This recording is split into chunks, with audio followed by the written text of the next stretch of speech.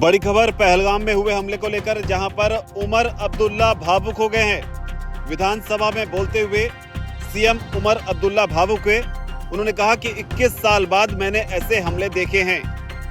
उमर अब्दुल्ला ने इस दौरान कहा कि माफी मांगने के लिए शब्द नहीं है। आपको बता दें, विधानसभा का विशेष सत्र आतंकी हमले के बाद बुलाया गया है और इसे ही लेकर उमर अब्दुल्ला ने यहां पर विधानसभा को संबोधित किया और संबोधन के दौरान उन्होंने नेवी अफसर का भी जिक्र किया। उन्होंने कहा कि इस तरह के हमले उन्होंने 21 साल में पहली बार देखे हैं। साथ ही उन्होंने उपराज्यपाल का शुक्रिया भी अदा किया।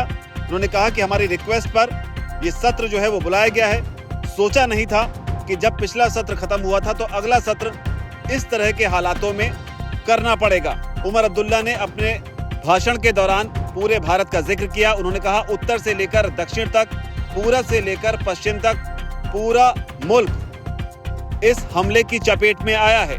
साथ ही उमर अब्दुल्ला ने यह भी कहा कि मुझे कुछ लोगों ने पूछा था कि आखिर हमारा कसूर क्या था। उमर अब्दुल्ला ने कहा कि हम यहाँ पर मुख्यमंत्री हैं, पर्यटन मंत्री हैं और पर्यटन मंत्री होने के नाते ही हमने लोगों को न्योता दिया था यहाँ आने के लिए, लेकिन हम अपनी जिम्मेदारी ठीक से निभा नहीं पाए। क्या कुछ कहा है उमर अब्दुल्ला ने अपने भाषण में, आप खुद सुनिए उनके शब्दों में। पहलगाम के उन 26 लोगों के दुख दर्द को इतना समझती है जितना जम्मू कश्मीर का अपना ये असेंबली है। स्पीकर साहब, दाएं बाएं देखिए, आपके सामने वो लोग बैठे हैं जिन्होंने खुद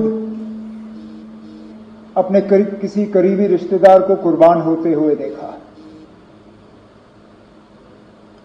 हमारी छोटी बहन शगुन से लेके सकीना, सजाद, कैसर, किन किन के नाम लूं?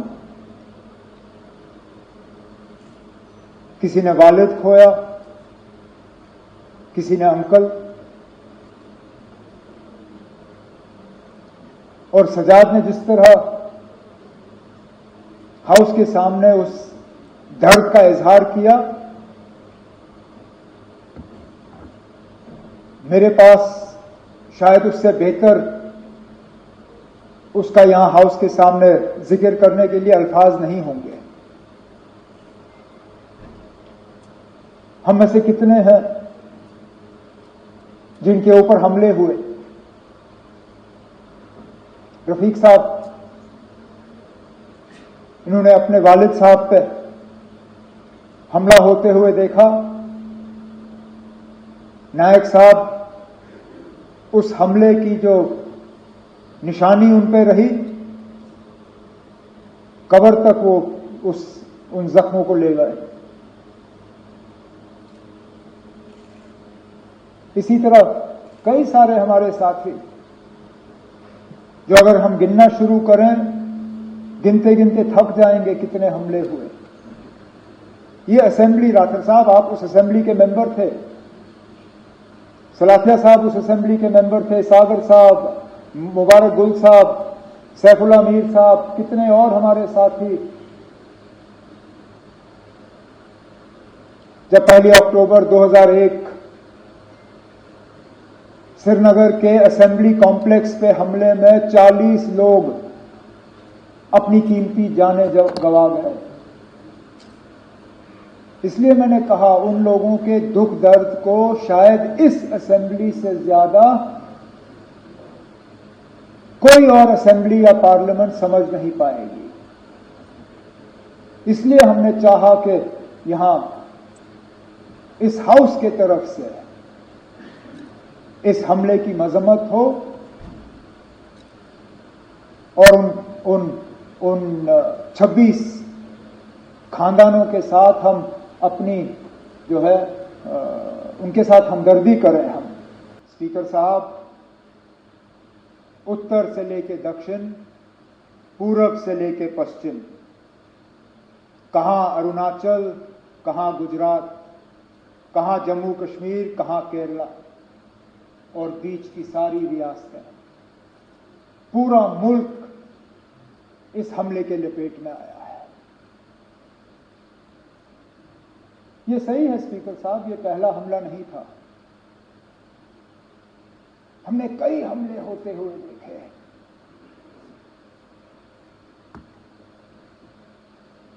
हमने अमरनाथ यात्रा के कैंप पे हमले होते हुए देखे। हमने डोडा के मुख्तलिफ गांवों पे हमले होते हुए देखे। हमने कश्मीरी पंडितों के बस्तियों पे हमले होते हुए देखे। हमने सरदारों के बस्तियों पे हमले होते हुए देखे।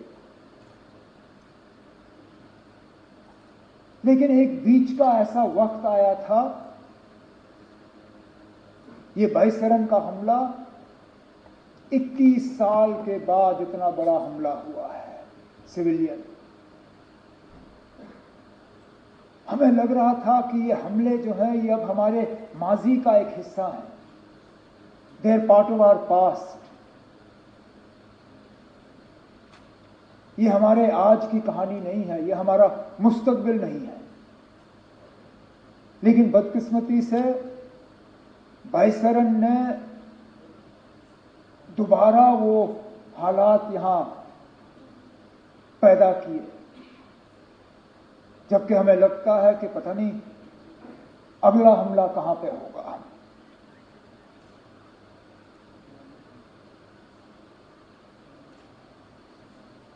मैं अपनी जगह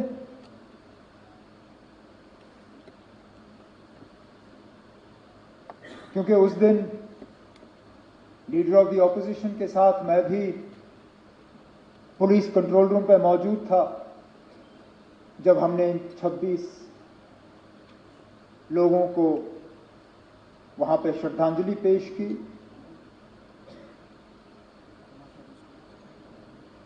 मेरे पास अल्फाज नहीं थे कि मैं क्या कह के उनके घर वालों से माफी मांगूं।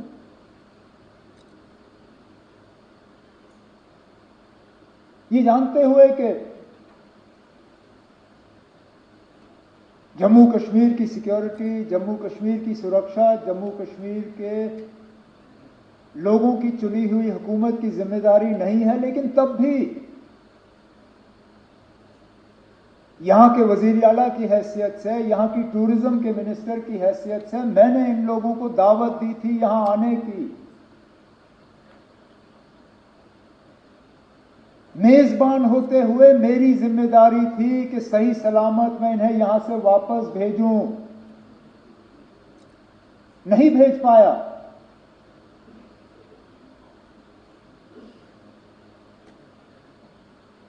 और माफी मांगने के अल्फाज नहीं थे।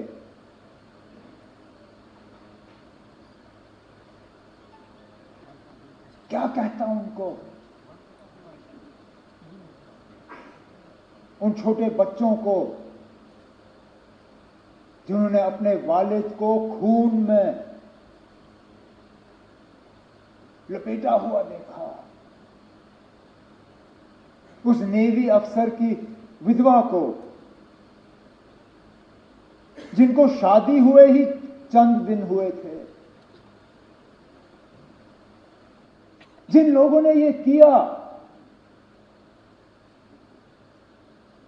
कहने के लिए तो वो कहते हैं कि हमारी भलाई के लिए किया, लेकिन क्या हमने उनसे कहा था कि हम ये चाहते हैं?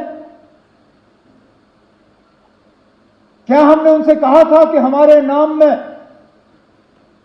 आप इन 26 लोगों को कब्र में बंद करके यहां से वापस भेजें? क्या हमारी इसमें कोई मंजूरी थी? क्या यह हमारी इजाजत से हुआ? हम में से कोई इस हमले के साथ नहीं है। इस हमले ने हमें अंदर से खोखला किया, लेकिन इस हमले ने, क्योंकि हर खराबी में कहीं ना कहीं हमें कोई रोशनी की किरण ढूंढने की कोशिश करनी चाहिए। बहुत मुश्किल है इन हालात में वो रोशनी ढूंढना, लेकिन स्पीकर साहब, पहली मर्तबा 26 साल में मैंने जम्मू कश्मीर में किसी हमले के बाद लोगों को इस तरह बाहर आते हुए नहीं देखा। कठुआ से लेके कुपवारा तक शायद ही कोई शहर या गांव ऐसा जहां लोगों ने बाहर आके इस हमले की मजम्मत नहीं की, कहा कि ये मेरे नाम में नहीं हुआ, नॉट इन माय नेम। ये आपने जिसके लिए भी किया हो, मेरे लिए नहीं किया। और ये लोगों का बाहर आना, इसमें हम में से किसी का हाथ नहीं है। हुकूमत ये कहे कि हमने कराया, कोई और ये कहे हमने कराया, कोई नहीं ना। हम भी इस गाड़ी पे चढ़े, हमने इस गाड़ी पे सवारी की, लेकिन गाड़ी चलाई हमने नहीं। ये लोगों ने खुद गाड़ी बना के इस पे सवार होके जुलूस निकाले, नारे दिए, बैनर बनाए, मोमबत्तियां जलाई, ये कहने के लिए कि हम इस हमले के साथ नहीं हैं।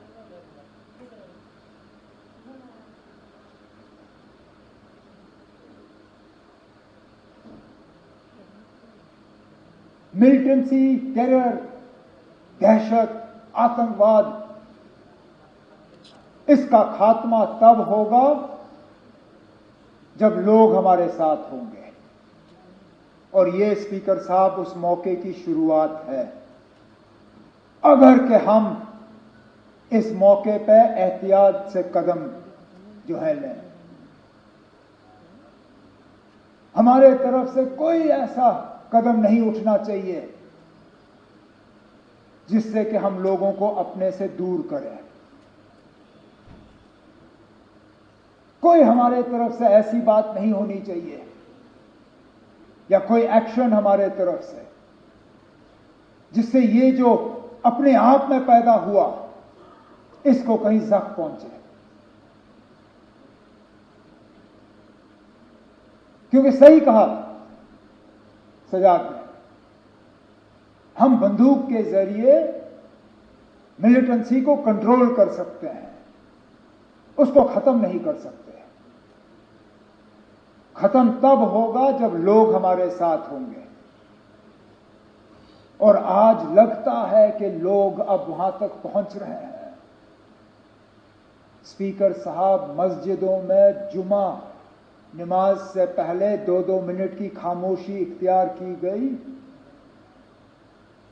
जामा मस्जिद श्रीनगर, ये शायद बाकी मुल्क में लोग इतना इस चीज को समझेंगे नहीं। आप और मैं समझते हैं ना। हम समझते हैं किसी हमले के बाद उस मस्जिद में 2 मिनट की खामोशी का मतलब क्या है।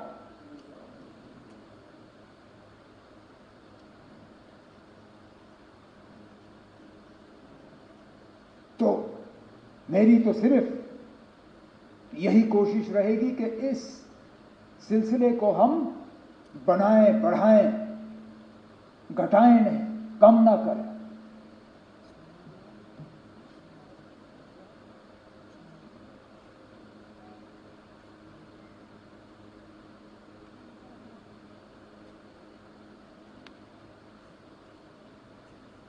आफतनार के उस नौजवान आदिल के बारे में क्या कहें। अरे ना, जान की परवाह सबको होती है,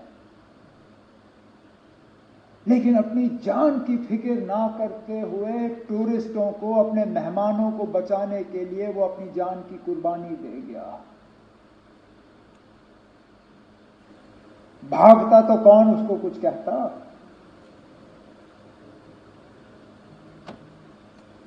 भागने के बजाय खतरे की तरफ गया।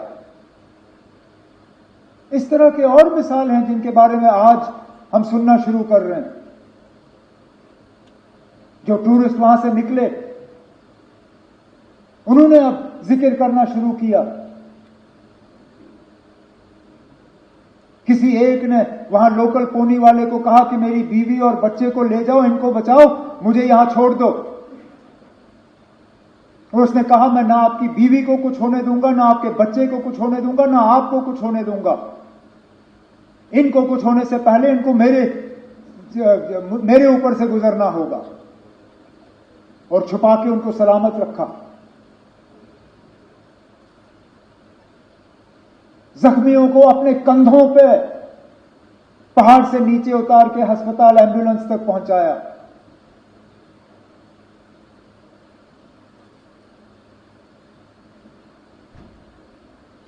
और उसके बाद